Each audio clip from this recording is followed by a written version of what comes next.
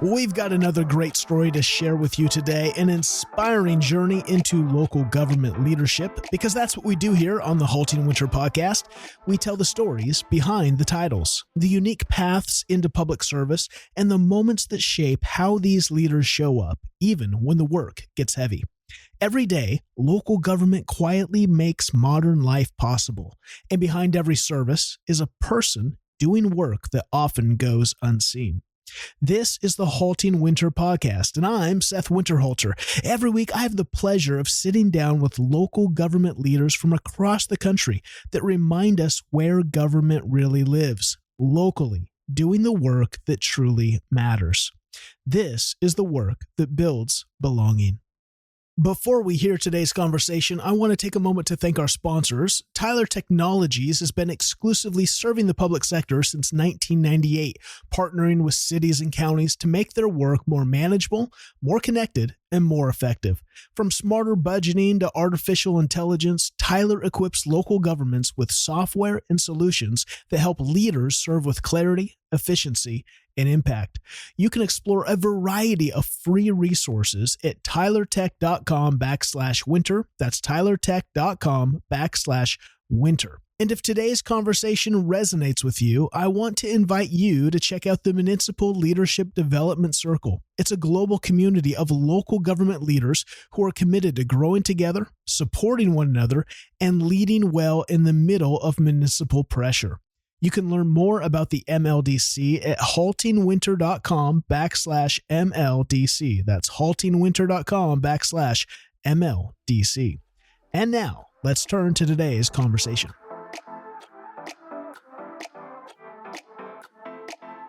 My guest on the podcast today is Opal Mauldin-Jones, City Manager in Lancaster, Texas. I think I've said it right. I'm trying to say it right. That's awesome. Great job. Opal, welcome to the podcast. You are someone I have long wanted to get on, and so it is such a pleasure that you've taken the time today to chat. Thank you so much for having me. I'm really excited about today. Well, you are a woman that you are known across the United States. I'm sure you're even a global presence. You are just amazing. You are knocking it out of the park, not only what you're doing in your city, but just in how you are using your story and your insights to encourage all kinds of people to the profession, but also just to leadership, I think. And that's what we want to dive into. Obviously, you were highlighted by Municipal World 2020 Woman of Influence in Local Gov. You have, I'm sure, we're going to get into you're sitting on the porch of your childhood home, and we're going to get to that in just a second. I'm sure your dad still has a trophy closet of the certificates and accolades, right? I'm sure the shrine to Opal is there somewhere. You could probably take me to it and show me. But that's what we want to get to before we get to all the education.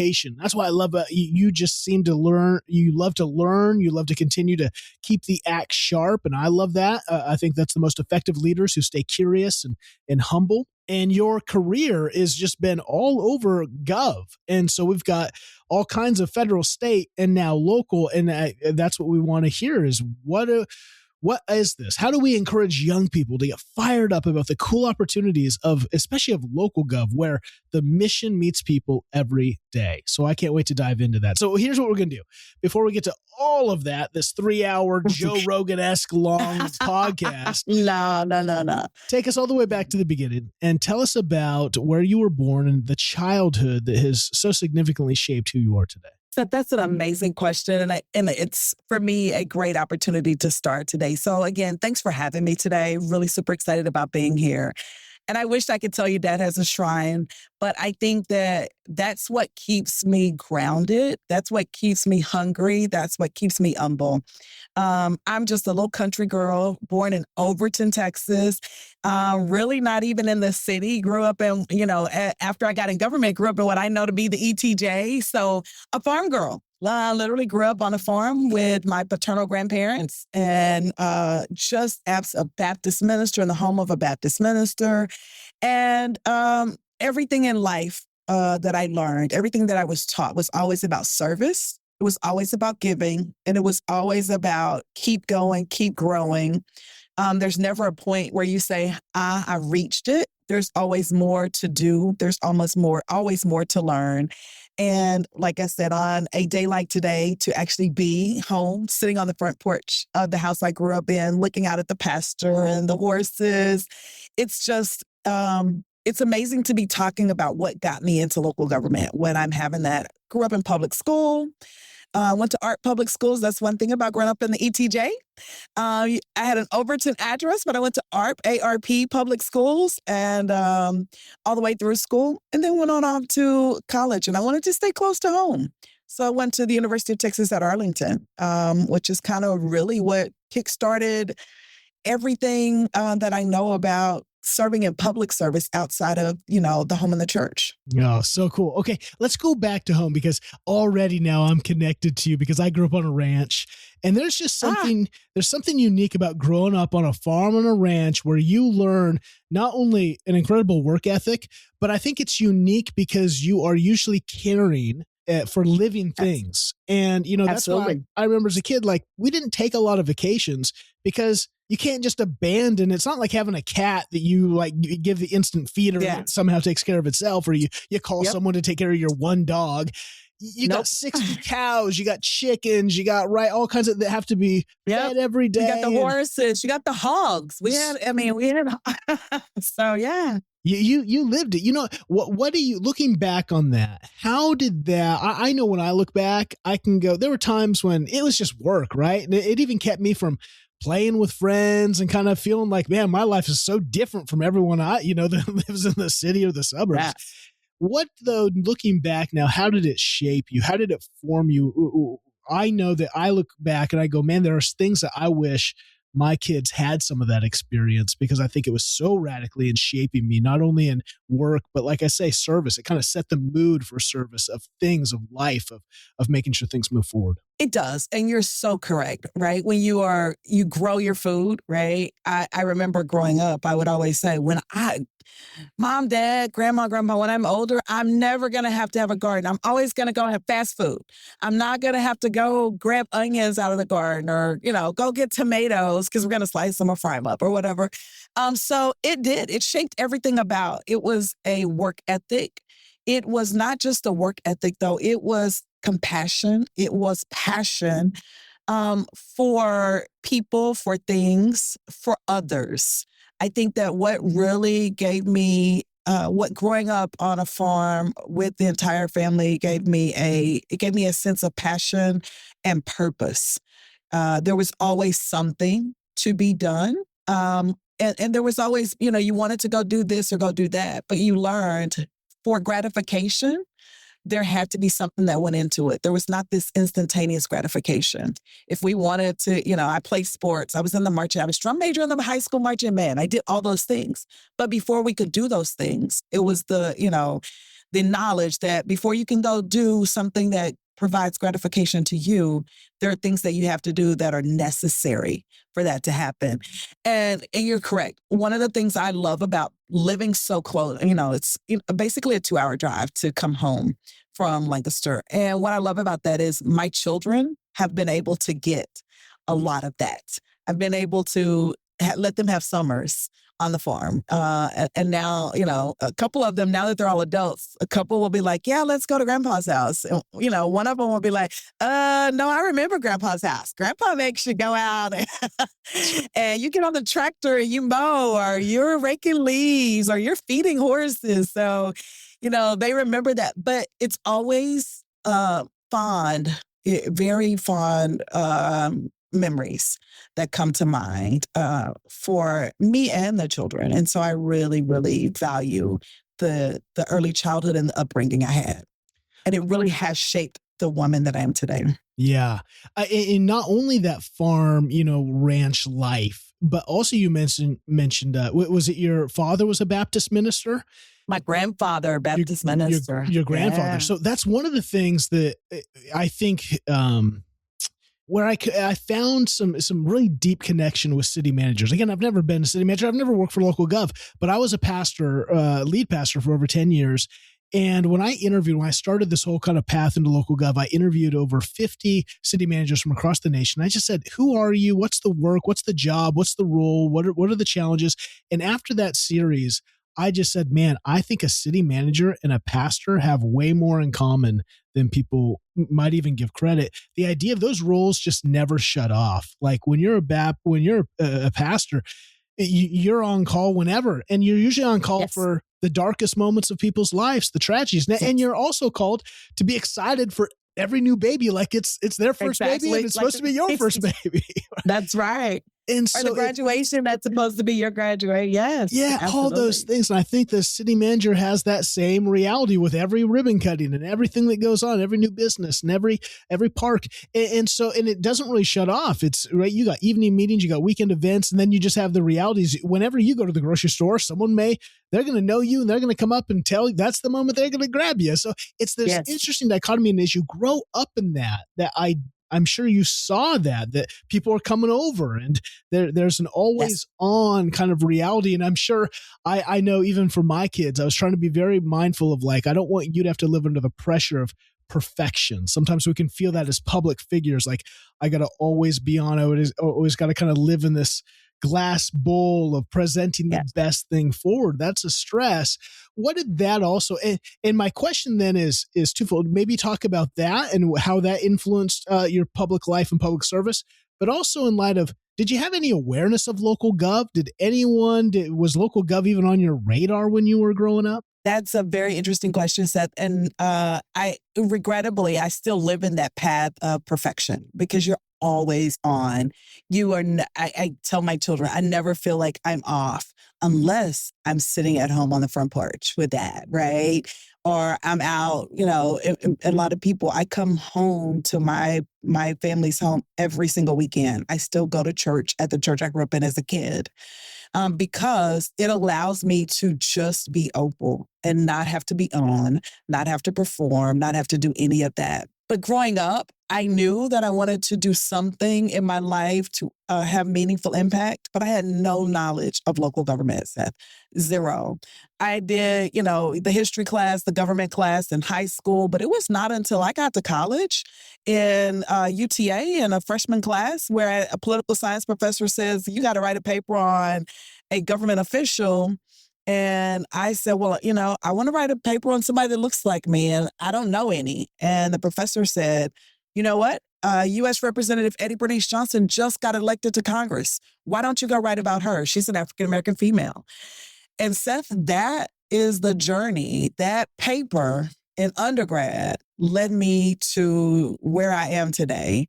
And throughout my career, I have given credit to the late, she's now passed on, late Eddie Bernice Johnson, for showing me, I don't have to do accounting. I didn't have to do management. I didn't have to do any of those things that I thought were going to be a path into service and impact.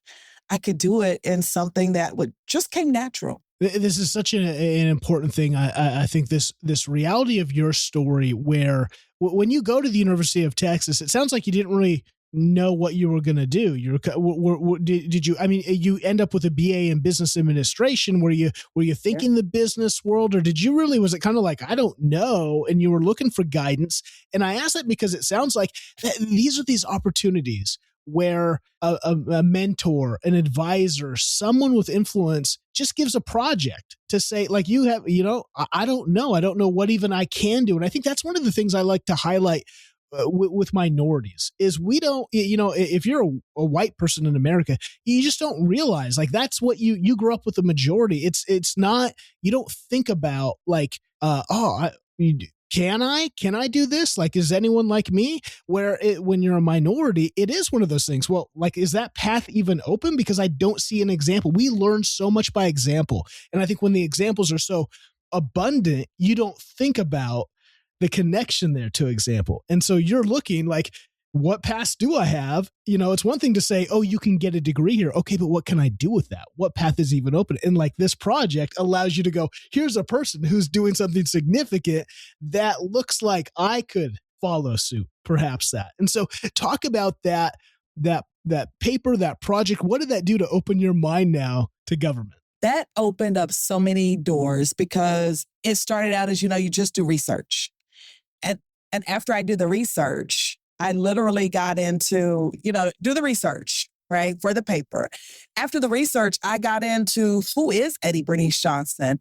And I went to visit her congressional office and got the opportunity, just literally happenstance, to actually meet her. And through that course, she's like, we have a summer internship program for college students. It's free, but would you be interested? Absolutely.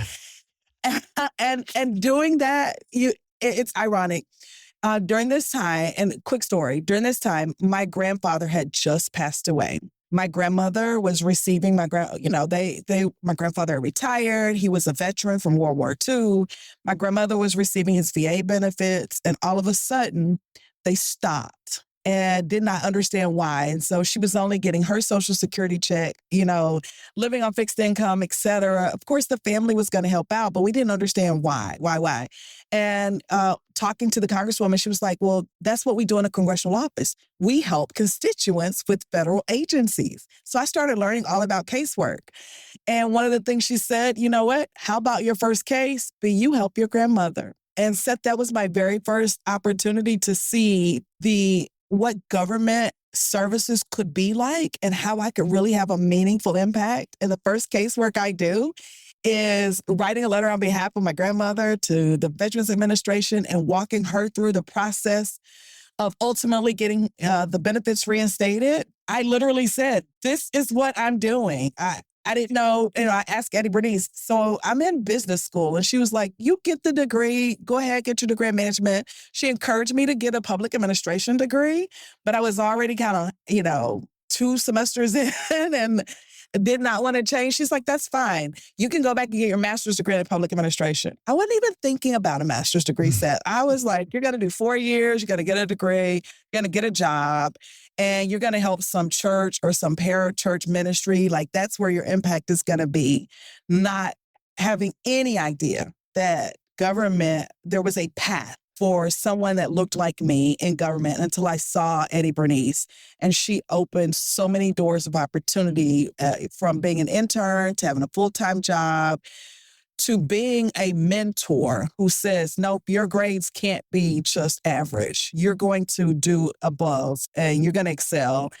And being young, I didn't know. So when she said, bring your grades into the office, I have to see them for you to stay working here, I took my grades into the office to my boss and to stay working there. And that, Seth, I've been on a path since 1993 that has led me to have so many doors of opportunity. I think having my parents love me, have my children respect me and appreciate me, the highest, I think, accolade I ever received was when I was named city manager for Lancaster in February of 2011. Dallas Morning News reached out to Addie Bernice Johnson, and I carried the article in my bag to this very day. Everywhere, when I go to work, wherever I am, it's in a sheet protector because I don't want the newspaper to go away, where she said that the city of Lancaster was so blessed to have Opal as a city manager. And she said I was sharp as a whip and I was a hard worker and committed. Like, she talked about who I was at that time. That meant the world to me because it was her who opened, it was she who opened my eyes to opportunities that I didn't even know existed. One thing I've learned from hosting hundreds of conversations with local government leaders is this: the challenges never stop changing. So many conversations seem to come back to the same question. How do you keep moving your community forward when there's never enough time, money, people, or certainty? You're always looking for ways to work smarter, make better decisions with limited resources, and prepare for what's coming next, all while still delivering the services your residents count on every day. That is why I'm grateful for partners like Tyler Technologies. Tyler has put together 3 free ebooks specifically for local government leaders that I think are well worth your time. One explores how your team can use AI to eliminate repetitive work and improve your efficiency. Another highlights how cloud technology can help modernize your operations. And the third focuses on how your organization can remain resilient, even when things don't go according to plan. You can download all 3 ebooks for free, along with several other resources, all at tylertech.com/winter. Again, tylertech.com/winter. HaltingWinter. And if you're going to be attending the NACO annual conference, it's in New Orleans this July. Stop by booth number 231 and connect with the Tyler team. They would love to learn more about your community and the unique challenges that you are facing. While you're there, if you'd like to see how AI is being used in an actual government setting, make sure to attend the Technology Innovation Forum. It's featuring Fulton County and Tyler Technologies. You're going to hear how they are putting these tools to work in their day-to-day operations and what they're learning along the way. To learn more about AI that works to make your county or your city government far more efficient, visit tylertech.com/winter. Now, let's get back to the conversation. Such a cool story on how I love back to that. It's one thing to get an internship. I love that. I love connecting. We want to do more of that, I think, is help people get their feet wet and see what local gov can do. But how powerful of an opportunity to, like you said, you get to see then the work behind the scenes of government people helping actual real people. And so to help your grandmother, like you see the mission, how contagious, how infectious is that moment to go, of course, this is it. Like, this is the power of this kind of work. And so your story then, you're going to spend, almost what is it here? I'm trying to look. A good almost decade inside of you. You get school. You working for Eddie Bernice. You end up working for U.S. Rep Bob Filner. You're gonna do that for a couple of years. You're gonna go back to working with Eddie Bernice, and so you're kind of doing all this kind of work support for an elected official. All of a sudden, in 2004, we make the first. We're gonna go to Lancaster for and become the community relations coordinator. How in the world did local gov end up? Because it seems like that's kind of part of the story is a lot of people, we only know about federal or maybe state and senators and Congress, men and women. Mm-hmm. And that's really the only thing we think about gov. Hardly anyone thinks about local gov. How did local gov come on your radar, and what led you to actually working for the city? So the city of Lancaster has a regional airport, and the mayor and city manager had scheduled a meeting with Eddie Bernice to talk about the airport. She was on the transportation committee. There were some grant opportunities, and the airport needed to update some infrastructure. So she was scheduled to fly into the district office to have a meeting with Lancaster's mayor, city manager. Her flight was delayed, and she was still in D.C. And she said, "Opal, you're going to do that meeting for me." And the mayor and city manager arrived thinking they're about to have a meeting with the congresswoman. And lo and behold, they get, her special assistant for constituency services sitting in a meeting and talking to them through this process. And literally that was my, other than you had talked to mayors and city managers before, but that was my first real, wait a minute. And I was in grad school at the time because you remember, I told you, Eddie Bernice told me, you need a master's degree in public administration. She never let up on, I had to have a master's degree in public administration. So I was in grad school and at the same time taking my class that was being taught by the former mayor of Arlington, Mayor Green. And meeting with Lancaster's mayor, I kind of got the bug of, oh, wait a minute. Eddie Bernice has 13 cities, 2 counties. And I'm here. But I could be in one city and I could be helping people with the things that they need on a daily basis. And I can do all of that and have meaningful impact. Wait a minute, maybe I need to think about it. And the city manager of Lancaster, when I was meeting with him, he literally was telling me that he was in the process of trying to hire an assistant city manager. Now, Seth, I'm nowhere near qualified. I applied for the job. I did a whole PowerPoint presentation with my resume and sent it to him on why, if he did not select me to be his next assistant city manager, he would be making the biggest mistake of his career. And I sat down and actually told him that. And his name was Jim Landon, and he laughed. And he said, you know what? You're not going to be my next assistant city manager. He's like, but you are right. If I don't hire you for something, I will be making a mistake.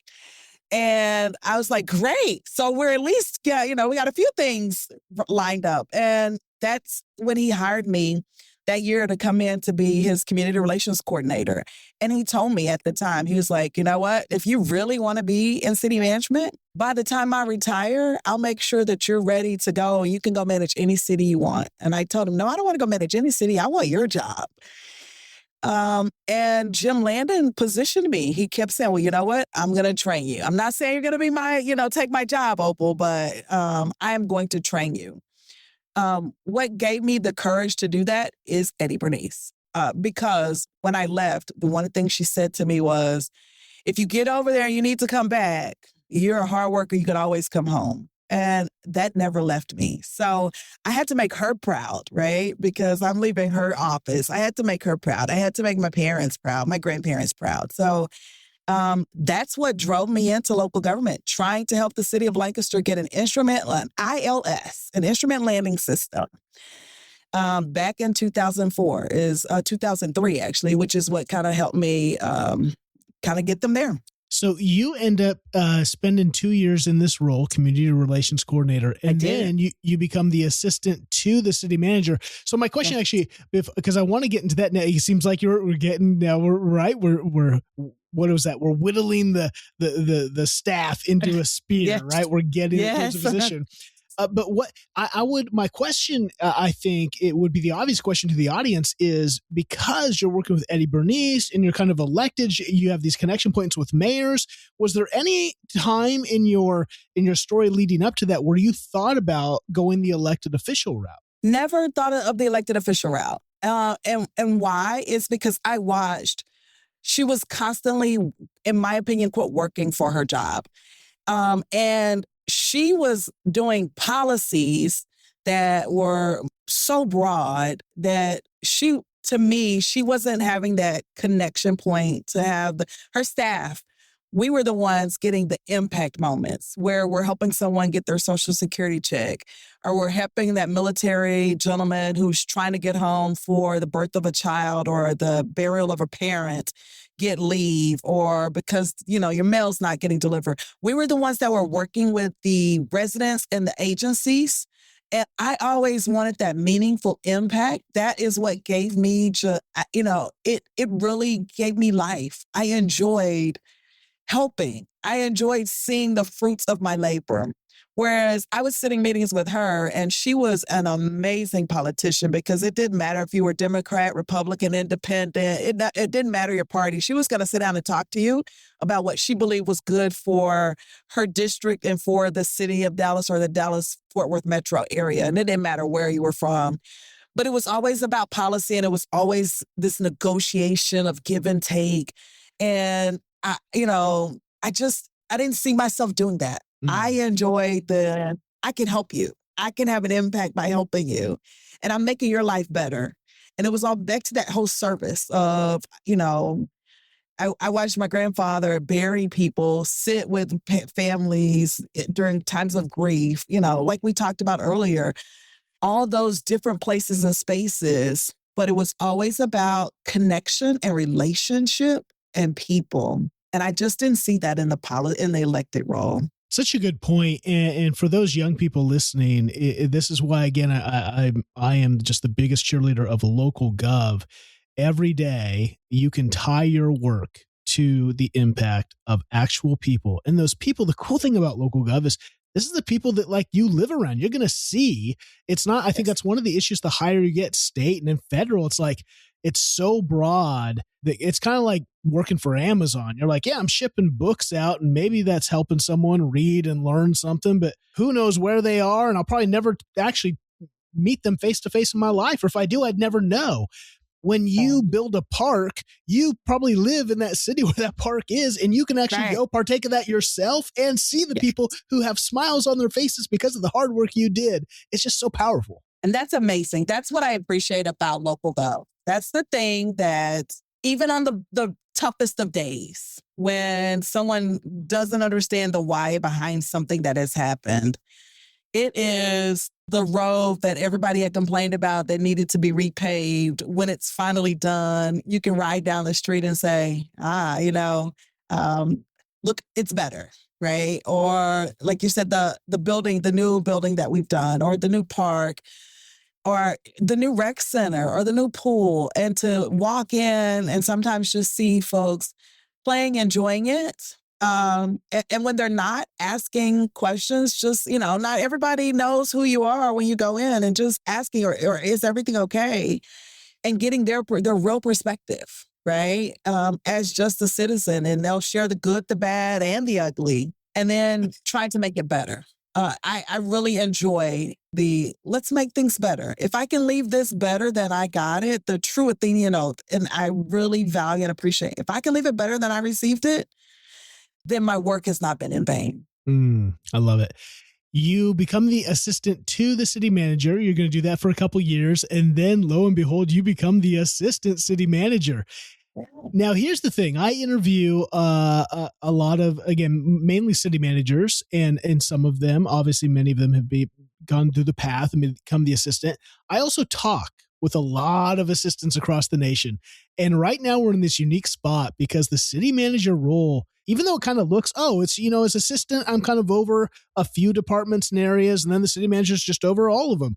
That role is so much more complex, and we're going to get into it in just a second when we talk about when you finally take it. But during your assistant, when you become the assistant city manager, what was different about that? What was fun about it? And was there ever a moment when you were like, you know what, this job is really good and I don't have to deal with the drama of the CM. Maybe I'm just going to stay in this for a long time. What tell us about when you took that role? When I was assistant, that was what I thought was, this is the best gig in this whole joint, right? This is it. I have all the opportunities of the CM and none of the problems of the CM. CM has to deal with the council, the mayor, all of the politics of what happens. And I get to just support him. I get to go do operations and have real meaningful impact, and I don't have to deal with any of those pressures. I really thought this is the gig. This is the gig.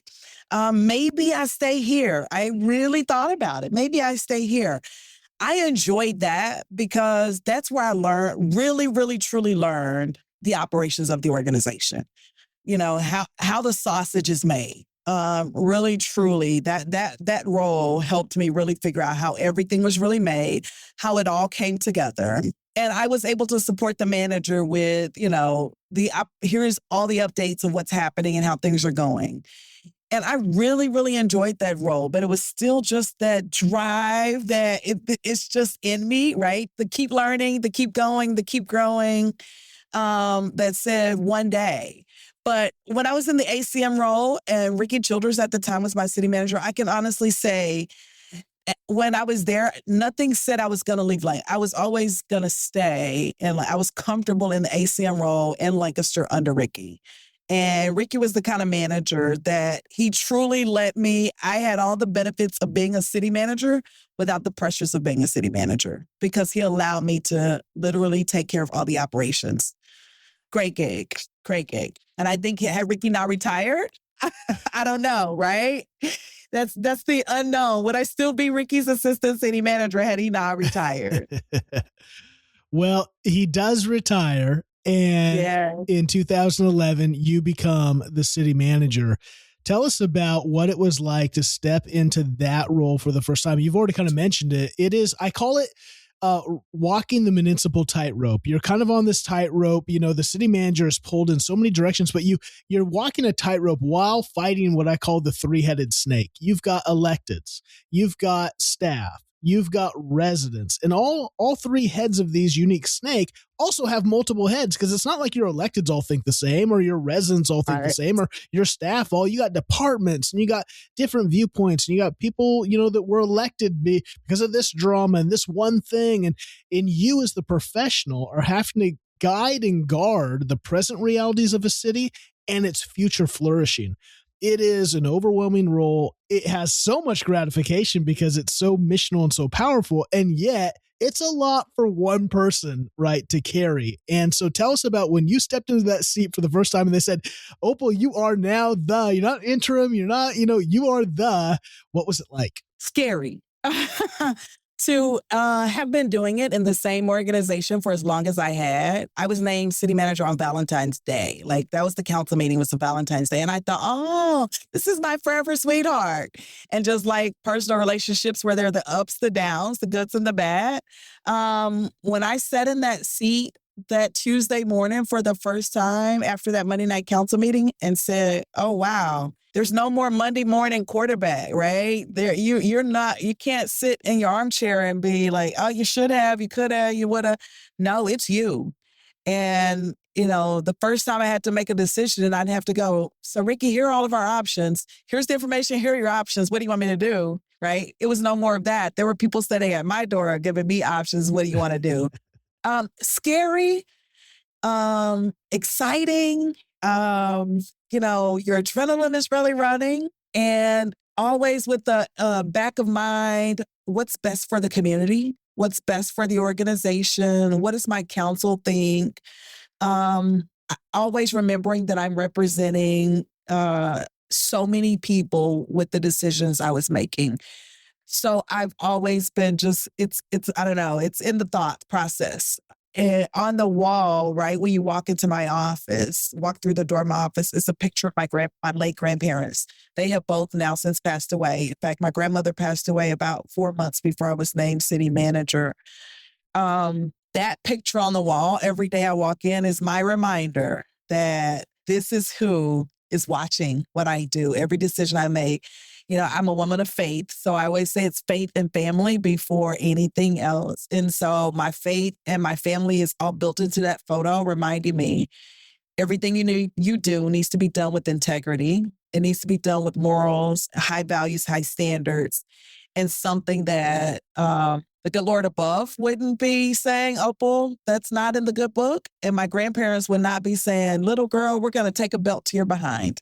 So it was fun. It was exhilarating. It was scary a bit.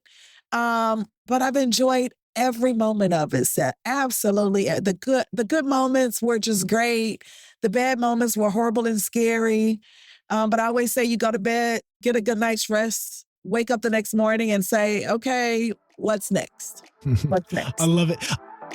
I have this unique pleasure, this unique opportunity to meet with thousands of local government leaders from across the nation every year through conferences and workshops and the podcast. Just these interviews, these conversations are just so insightful. And one of the things I have learned about local government leaders is this: the best leaders are lifelong learners, not because they have all the answers. It's because they understand that leadership, that journey of leadership, is never finished. Every challenge, every difficult conversation, every budget season, every organizational change or disruption is another opportunity to grow. That's why this summer we're doing something different inside the Municipal Leadership Development Circle.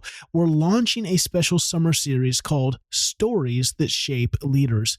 You know that every week I take a best-selling book, usually a business book, and we break down its insights and apply them to local gov. This summer, we're taking biographies, memoirs, timeless leadership books that don't necessarily fall into those typical business, culture, strategy kind of genre.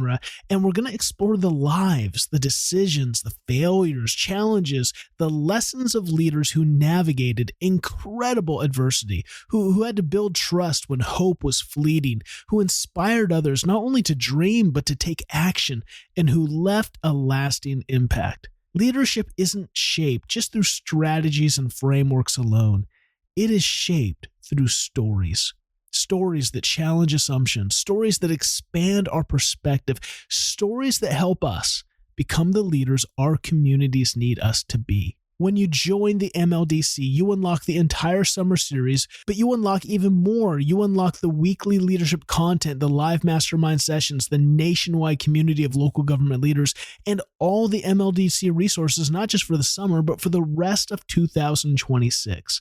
If you are looking for a place to continue growing this summer while connecting with leaders who understand the unique challenges of local government, I would love to invite you to join us. Learn more at haltingwinter.com/MLDC or simply use the link in the show notes. Now, back to the conversation. I want to dive into Lancaster and just all that's going on, because I think it's unique. You've been in that role for 15 years. You've been working for that city for over 22 years.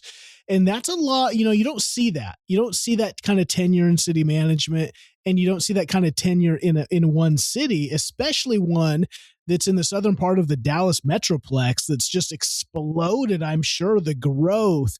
And we can talk about that growth and how local government, that is a unique pressure and stress, and yet a cool opportunity to be a part of something really meaningful and purposeful. Before we get to that, I want to stay on your story, because I think what's really cool here and what I love to highlight is leaders. And in fact, I just wrote about this last week. The best leaders I find in public sector, private sector, any sector, the best leaders are continual learners. And you have modeled that not only through, again, if you look at your, resume, Harvard, senior executive, all these kind of programs at Northwestern University, Wharton executive education, but Dallas Theological Seminary. Here you are, just expanding your mind with probably a degree that maybe you'd never use. But here, I'd like to hear, like, what made you, want to pursue that? Was that more of a hobby thing? And why is it important for someone I would think that there's a lot of, you could make a lot of excuses to say, I don't have time for this. Sure, it'd be nice, but I got things to do. I need to take a vacation, not go do school, right? Like, why has it been important for you to continue to develop yourself? Probably, I'm sure, not only in scholastic, these kind of ways, but also I'm sure you have a library. I'm sure you're reading. I'm sure you're growing through other avenues as well. Why do you think that's important for a leader? I think as a leader, if you stop learning, you stop living. The world is ever evolving, ever changing. And if you ever settle in, I know this, I think that it hurts yourself and it hurts your organization, it hurts your community. And I believe in it. I encourage my team. It's one of the things that I do in my organization. We have what we call Lancaster University that I share with my city council. Every employee, regardless of where they are, whether it's my frontline parks maintenance guy or my streets guy or the utility billing clerk, everyone needs to continue learning, because they have ideas. If they bring their whole self, the organization will only be better. We can only improve if everyone is being innovative, being creative, being effective and efficient. And my city council agreed. And so for now 9 years, we're getting ready to go into our 10th year, where we have an annual one-day conference. We have a year-long leadership academy where employees get to sign up to go through the academy. We partner with our local Dallas College.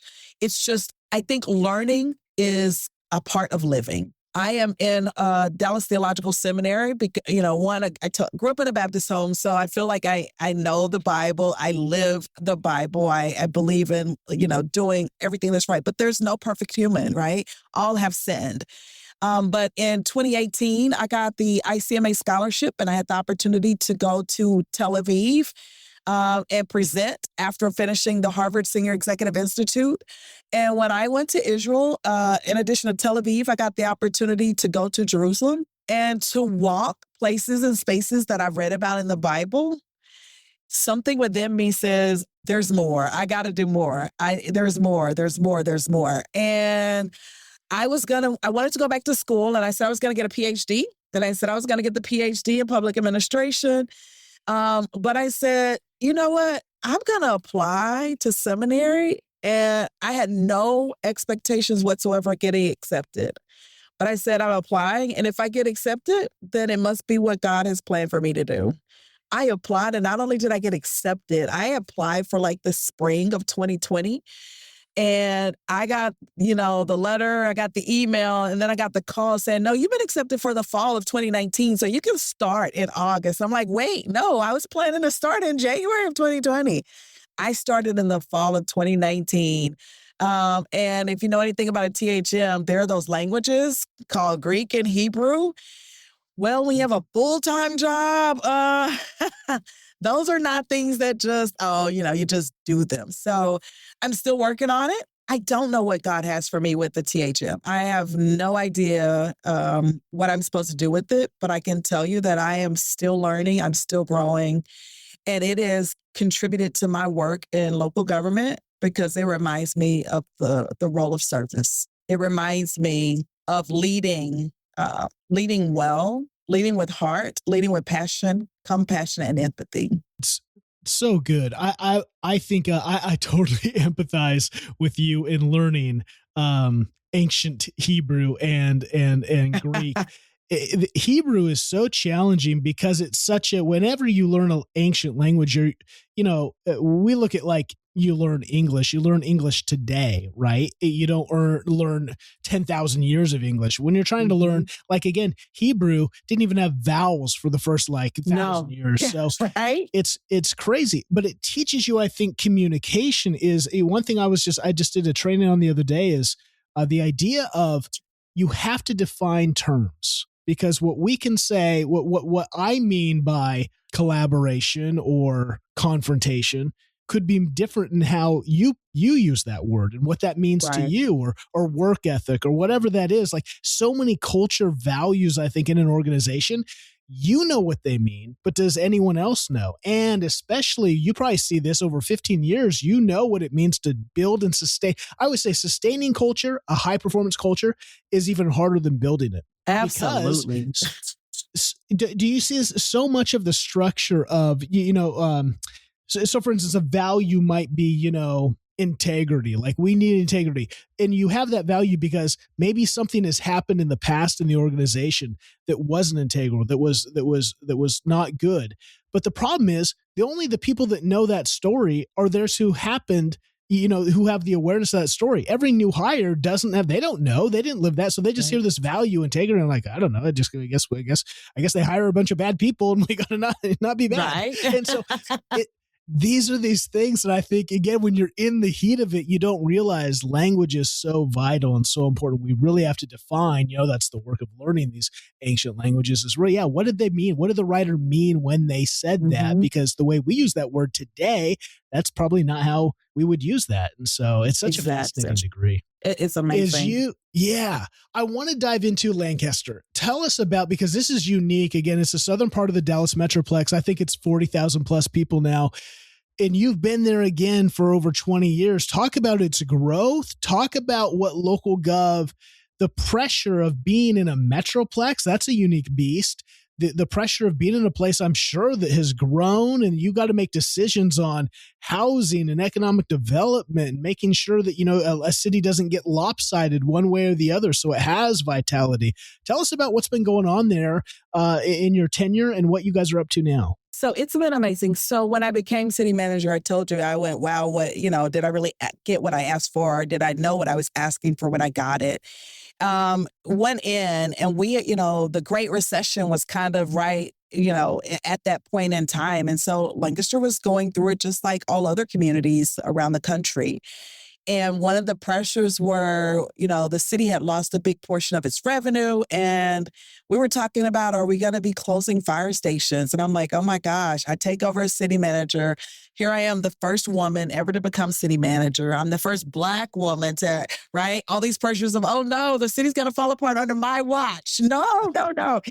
And so at that time, I was having to lead in a way of making some really, really difficult, challenging recommendations to the council about things we needed to do to stabilize the organization, to be prepared, to be sustainable. And so I was having to make unpopular decisions of, there are no cost of living adjustments right now. A lot of those type things to get the organization stabilized, to develop a culture that we can sustain. Because you're right, culture is not something you get there and you go, we're here, we're arrived, check, that box is done. No, it is a living thing, and it's constantly needing to be fed and nurtured. And a lot of the books on your summer reading list and some other things are kind of where I got a lot of that from, just by the way. But Lancaster was in that transition period. So leading through that time, we have grown. We've grown in trying to make sure we stabilize the community and had a good balance of residential and commercial. We were really a bedroom community when I took over. And now we are much more of an industrial and commercial community. We went from a little over 1.7 billion in value when I first became city manager to now we're over 8 billion in value. So we have grown in the 15 years I've been city manager, literally $7 billion in overall value in the community. Our residential population has gone from about 35,000 to a little over 42,000, almost 43,000 in population. And so there's been growth in all those spectrums, but managing that growth so that it is sustainable, making recommendations to the city council. One of the things that I value and appreciate most is our city council does an annual strategic planning session. We call them strategy sessions, not retreats, because we don't want to go retreat. We want to, strategize to move forward. And we do that annually. And we talk about, is this really our mission? Is it still the same? Is this still the vision? Is this still where we're going? Are these still the values that are most important? Are these key performance indicators still the right measurements? And then once the council decides that, they develop goals for the next 12 months. And it creates a work plan. It creates a strategy. It helps keep the team on, this is what we're going to do. We know what we're going to do for the year. And it's not as the tide turns, we go with the tide.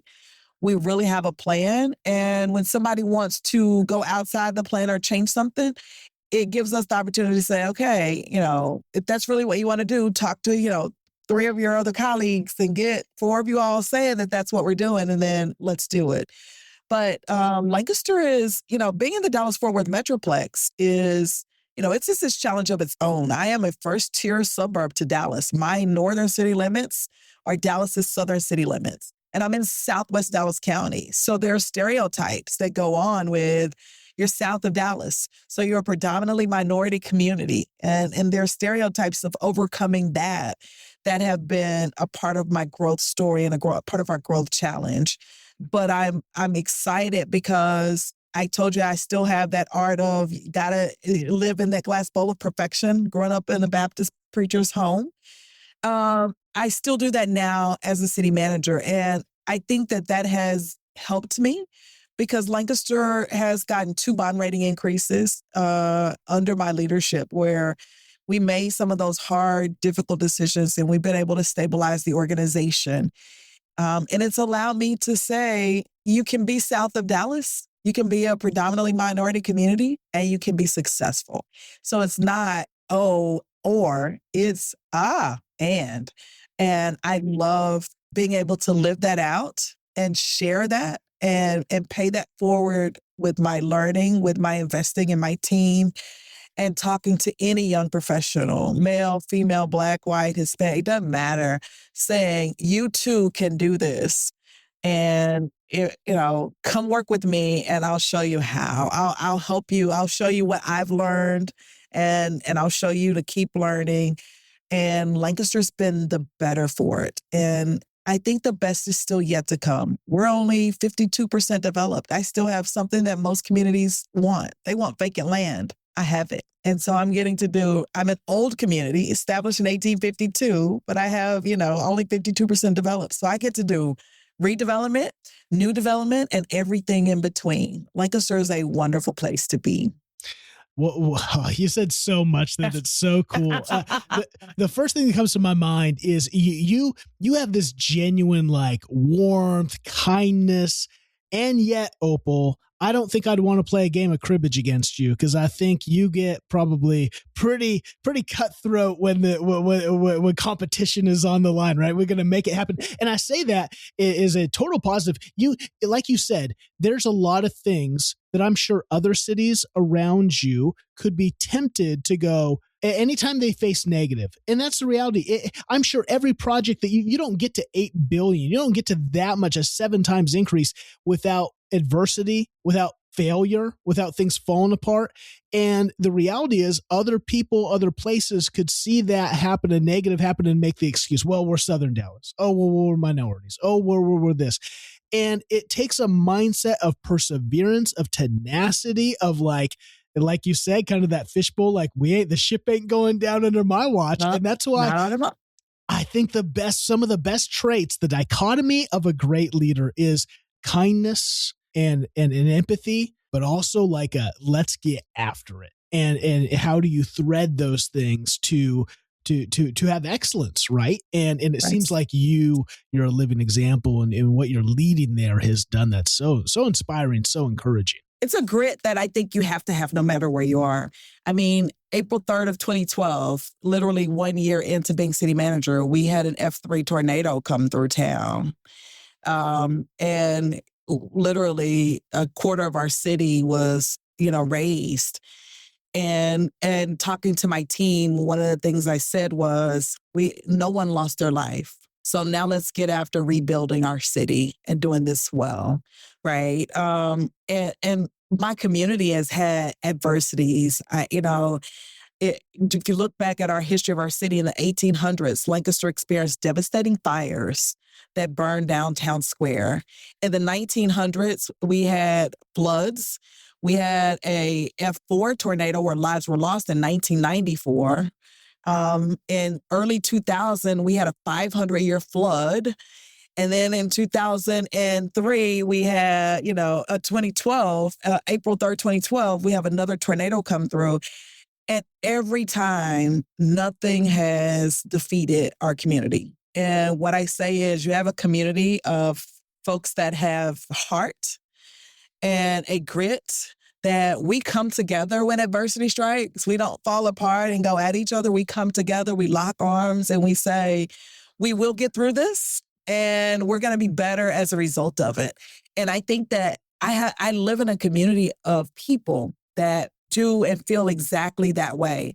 And it keeps growing and growing. And I know that there's another adversity that is, somewhere on the other side, right? It's just life. Life is cyclical. There's ups and there's downs. The moment you're born, you're dying. But, you make the best of absolutely everything and try not to find the excuses in it, but find the opportunities. And so I tell people they're not challenges. They're just opportunities that take a little bit more work. That's right. I love it. I think that there is, again, if you're listening, go rewind and go back and listen to when Opal was describing the strategic planning. I think that's one of the things, how you create, not just you, because you couldn't do it by yourself. You could have all that perseverance, but if that doesn't bleed into the organization, through the staff, through the elected, into even the residents to believe that they can recover, then you're toast. And I think you do that. I just wish more cities were doing what you articulated so well. You are every year evaluating. Is this still where we're going? And like you said, I think that one of the most brilliant points you pointed out is, if then we've decided, if someone else during the year says, hey, we need to do this needs to become the priority, then you better get some people around that agree. We're not just going to change the ship because one person says it. And if we do that, we got to then look at what we're going to say no to, because we've already said yes to this. So what are we taking off the yes list to put your thing on? And I think that's the thing. That is real strategic, creative, that I want to see more of. And I think that we're doing strategic retreats, but then it comes back and it gets in a closet, and then the demand from whoever yells the loudest gets prioritized. And I think what you guys are doing, that's why you've had, obviously, to go from 1 point whatever to 8 billion. That's how you get that kind of stuff done, is you prioritize and you row, and people know exactly what to give their effort to. Oh man, we could talk forever about this. Okay, I want to be mindful of your time. Let's talk about, before we close, the TCMA. You just had your 100th anniversary. Again, you were a big part of that. Let's talk about that. Let's talk about the Texas Women's Leadership Institute, obviously the ICMA. Tell us about these organizations. Why should again, I believe that everyone who's serving is, in leadership in local gov should be a part of these, because not only is there continual training you need, because no MPA program can teach you all the things you face on, the issues you faced 15 years ago when you started are probably radically different from the things you're facing today in civility and just all kinds of the new realities, but also just the relationships. I just talked with the city manager about this right before we got on, about, you're the only city manager in Lancaster. Like, as a pastor, I can go to a pastor's breakfast and hang out with 25 other pastors from the same city, and we can all cry about whatever's going on in our city and vent to each other. you could do that in your closet to yourself, I guess, because you're the only one. You've got to go to the TCMA events or whatever, the Texas Women's Leadership Institute, to even be around the kind of the same people, which means, and it's cities, counties are large. So you got to really be intentional about meeting with others. That's why I think these organizations can be so important. But I want you, that's my thing. What do you think? Why would you encourage people to be a part of these? I think that TCMA, ICMA, the Texas Women's Leadership Institute, all of these organizations are about forming relationship and connection with someone who important. And that's what TCMA, that's what ICMA have been for me and to me. I serve on the Texas Women Leadership Institute Advisory Committee. I had the awesome honor of being the first Black female to be president of TCMA in our 100-year history. I got to chair the Centennial Conference. It is, you join a sorority, fraternity, a family, that no matter what you're going through, there's not a manager in Texas that I don't believe that I could call their office and I could say, I need help. And that person would not support or help me. That's what you get into. And that is so critically important. ICMA is so important because not only do you have those in your state, but with ICMA, I get the ones in the region and I get managers around the world. Lancaster has a sister city in the country of Eswatini, the city of Manzini. And I met the city manager for Manzini at an ICMA annual conference in 2015. We stayed connected all those times. And it was connection and here's another Black female sitting in a conference session. And I saw someone that looked like me and I said, hey, how's it going? She had an accent that was very different. Where are you from? We start talking. We develop a relationship, a kinship that ultimately turned into a sister city relationship. And last year, for the first time, 2 years ago, she and her mayor and members of council visited Lancaster. And last year, my mayor, member of my council, and I, we visited Eswatini, the country of Eswatini on the continent of Africa. And now we share the knowledge, share the relationship that you build. It helps move things along. You're right. There's no one you can go talk to, but you can pick up the phone and you can call another manager and they're going to listen. I try to make sure we don't lament too much because what you don't want are young professionals to go, oh, wait, no, I don't want that. That's too much. That load I don't want to carry. I want them to also see that, yes, there is some limits, but the good, the impact, the service far outweighs some of those difficult times. And so that is what TCMA, ICMA, TWLI all mean. And I think that if you are a young professional, get in the management. If you're, a city is not ready for you to join one of those, get in the management assistance program. North Texas has the urban management assistance program all over the state, in all the states. They have the management assistance program. Join, because those are relationships and those are cohorts that you grow together and you progress together. And ultimately, at some point, you become managers together. And it's just a relationship, a kinship, a friendship that you can't find anywhere else than what you get. And the professional development and the learning, bar none, top notch. I love it. So good. I want to close with this. As we mentioned at the very beginning, it's a unique role, these city managers. It doesn't shut off. It's a role that has, like you said, incredible impact, the highs are high. And sometimes those lows can be low because, and I think it's not just, like you said, it's not just there's a lot of challenge and pain. It's because it's personal. Like you care so deeply for the place and the people that you serve. And so it can be, I think that's in this day of kind of incivility and kind of, we've lost some decorum. We've lost some respect. I think it can be challenged when you care so much about doing good and you can be kind of lambasted via foolishness about, an opposite of that. And so the question is, I do my most requested keynote I give for city management associations and League of Cities across the country is balance is BS. There's no such thing as balance. There's just I agree. intention. Yeah, there's just intentionality. What are you That's are it. you being intentional about your personal self, your relations, and your profession? How do you do it? How does Opal? You had already mentioned I love this idea. You come out to Dad's house and you get away. I think that's a brilliant again, because you can actually be Opal. I love that. Tell us a little bit more. Encourage someone.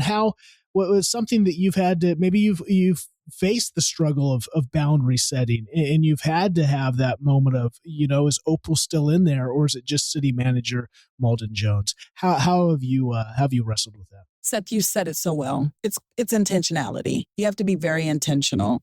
And I think you have to have a foundation and a support system with your family or close friends that allows you to have that intentionality. For me, it is getting away once a week, coming home, going to a church where nobody is like, oh, that's City Manager Opal. Nope, that's just Opal. That's the little girl that, is baptized in that pool right there. The little girl that ran through the church, had to be sat down, etc. I get to just be who I am and loved and chastised for, right? And get the discipline and the correction and, the encouragement, all that you need. I think with family, it's really important to have a strong network and a strong support system, but also boundaries. You know what? With my family, my children are all now adults, but they were all, my two youngest, I gave birth to them while I've been working for the city of Lancaster. But having the conversation with your children and your family about what are those things that are the must-dos? Mom had things that, Mom, you have to be at. Mom can't make every, award ceremony during the day, et cetera, et cetera. But what are those, Mom, you have to be here. This is what's important. And we identified those things early on. And those were just I have to do these things. There's no around those. And I think you have those conversations. I think it starts with good relationships with your electeds. And that relationship can't be built when you need it. It needs to be built over time so that you're building up to when you have to use, when you have to cash in some of those chips, you have a savings account built up to do that. And I think that relationship, that intentionality, that strong foundation allows you to say, I'm never going to miss a Friday night football game when my kid's marching in the high school band. But I'm not going to make all the practices, right? She's going to get dropped off at practice or picked up from practice. And, I'm not going to cook every meal, but, your Nana's going to always make sure you have a great meal at home to eat. It's those kinds of things. You have a great partner who, allows you to be you and will remind you that, Opal, we're home now. This is not the city, right? That's not how the rules get set around the house. And that respect and admiration, that's mutual. And it's helpful. But above anything, Seth, my foundation is my faith. And that gets me through some of the toughest of days. And it reminds me that it can be and it will be better. So good. I think that's where, a huge takeaway for especially young people who are trying to find themselves. They're trying to figure out, what's going to be my path, to find your roots early, to really say, this is who I am. This is what I believe. These are my values. This is what I think about. I always say it's kind of like you have these 3 glass jars in front of you. You have your person, you have your relationships, and you have what you give your life to in your profession, in service, and really your hobbies, whatever you act, and give your energy to.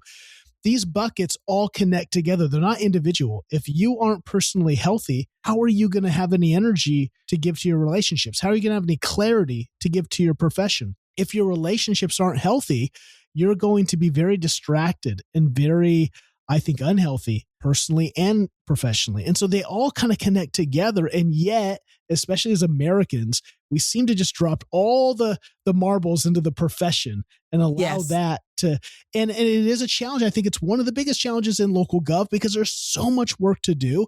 There's so much mission and there's real people with real services that they need and real engagement.